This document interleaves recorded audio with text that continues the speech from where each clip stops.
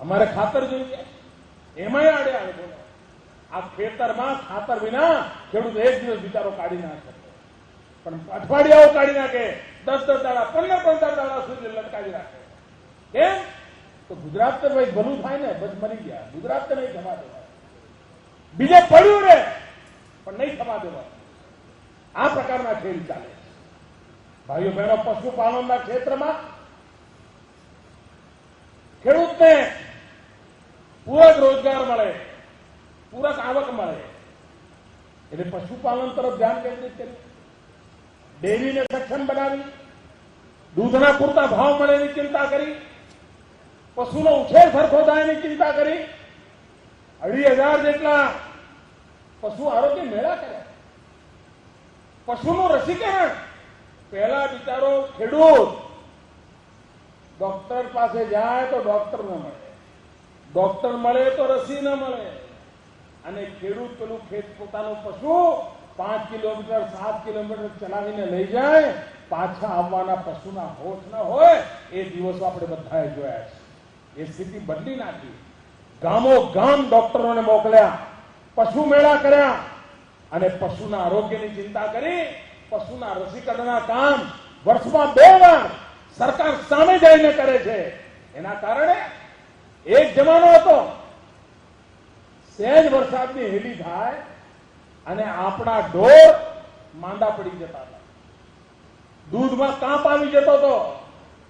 આ સતત મહેનત કરવાનું પરિણામ એવું આવ્યું છે કે 117 જેટલા રોગચાળા એવા હતા કે જે આ સતત કાળજી રાખવાના કારણે ગુજરાતમાંથી નેસ્ત નાબૂદ થઈ ગયા.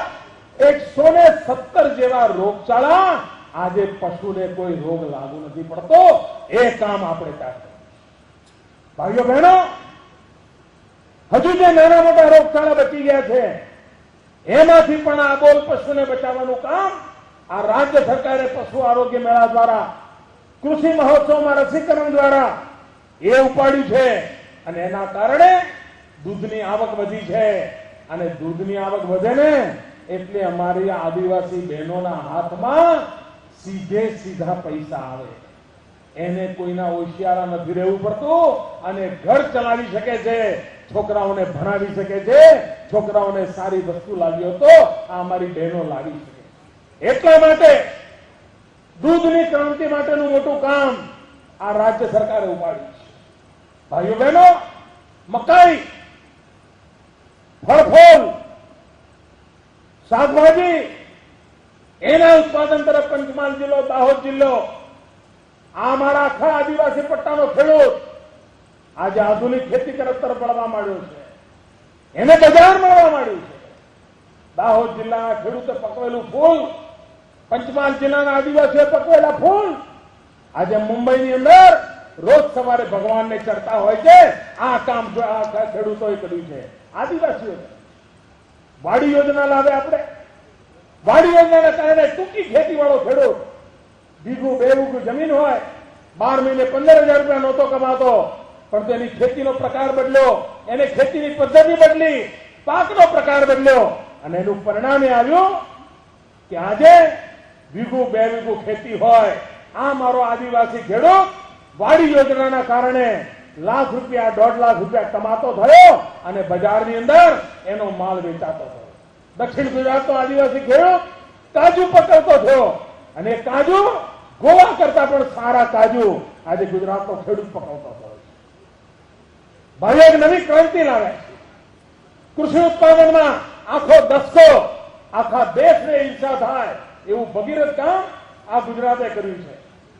ખેતી ઉત્પાદનમાં 10% જેટલો વિકાસ દર આખા દેશને અસર થઈ રહ્યું છે.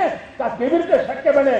આ શક્ય એટલા માટે બને છે કે કાળી મજૂરી આ સરકાર કરે છે, ગુજરાતનો ખેડૂત સુખી થાય એના માટે કરે છે.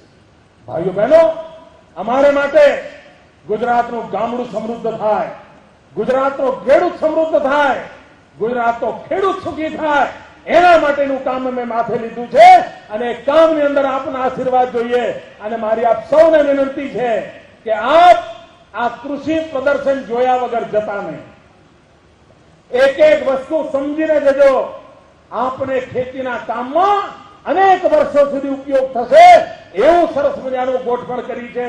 એનો આપ લાભ લેજો અને આ કૃષિ ક્ષેત્રે ક્રાંતિ કરવામાં આપના ગામમાં જ્યારે કૃષિ રથ આવે ત્યારે ઝીણામાં ઝીણા પ્રશ્નો હોય તમને વૈજ્ઞાનિકો સમજાવવા તૈયાર છે, સરકારના અધિકારીઓ તૈયાર છે. એનો તમે લાભ લેજો અને કૃષિ ક્રાંતિમાં આપનું ગામ પણ જોડાય, આપ પણ જોડાઓ, આપનું ખેતર પણ લીલુંછમ બને એમાં આપ આગળ વધો એ જ અપેક્ષા સાથે આપ સૌને ખૂબ ખૂબ શુભકામનાઓ. જય જય ગરવી ગુજરાત.